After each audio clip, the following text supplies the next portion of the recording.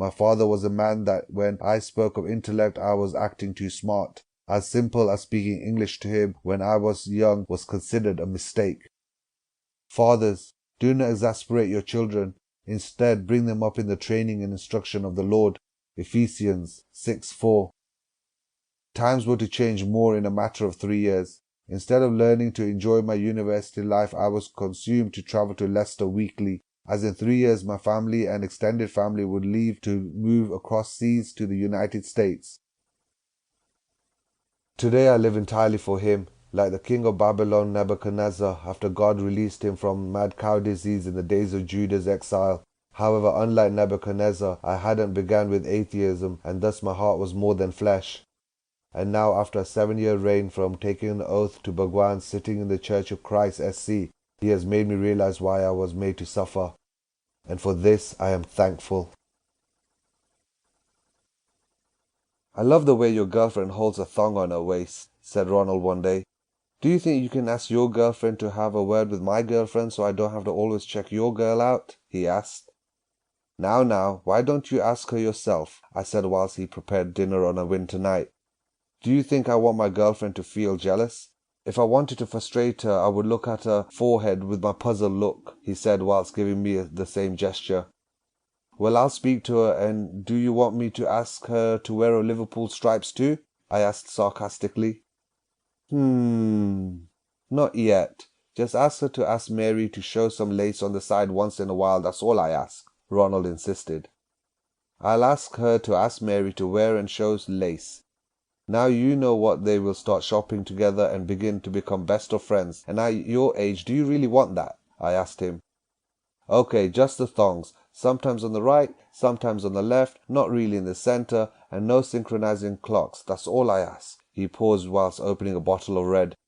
"I know you can place it discreetly to her, so in your own time, but preferably for tomorrow's walk to the eye. I will be as discreet on your kinky issues as Mickey Mouse looking at Minnie's legs." Hermano desegregation after Frederick Douglass that Martin got shot. Someone else got shot, and maybe JFK got shot because he was white and not religious. Whatever the reason was, maybe good job he did, as I'm sure he would not have imagined what had come next. Sandwiches in lunchboxes, thousands of feet in the air, a Philistine bar with 6 butt cracks having lunch. The crow tips a cup and the cup dissolves to gravity.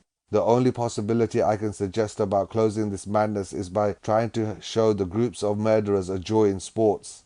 Maybe a freedom trooper could bag a terrorist, bring him to the States, and we'll go to watch a ball game. Once joy comes into his heart, we would bag him back to Never Never Land. Pray and hope to have his tears in our eyes as our children grow and compete in soccer matches, baseball matches, football matches, hockey matches, and 100-meter sprint dashes, or just plain dominoes. What do we do with 100,000 troops? We would move them to Africa's soil and build fridge doors and clothes to store the ambient amounts of food the earth offers for 100 or more so years. Once he got himself back to his frame of mind, we shook hands and he got onto his heavy bike and drove off south of exit 40 onto I-85 towards Miami. "I have been crucified with Christ and no longer live, but Christ lives in me. The life I now live in the body I live by faith in the Son of God, who loved me and gave himself for me." Galatians 2:20. Once upon a time in Easley, SC, there was a man named Rico. Rico was a cousin to Charles. Charles was my new-found friend whilst working labour work after graduating from SWU. Charles was an African man that had just been released from jail for selling drugs. No, excuse me, he was a father to 2 children and a husband to a wife that worked around the clock as he was in prison for selling drugs. I spent many times and drives with Charles. He spoke quick and thought nothing more of me than what he got, and that was curiosity. Anything that amused him from me he replied with a short chuckle, like, "Huh." That was his approval. When Jesus met Paul. One evening, Jesus, John, James, Peter, and Andrew were walking by the Sea of Galilee and were feeling hungry. They walked into the nearby tavern. Peter walked to the barman and asked, "What's on the menu?" "Why don't you guys take a seat and I'll let the waitress come to serve you," said the barman.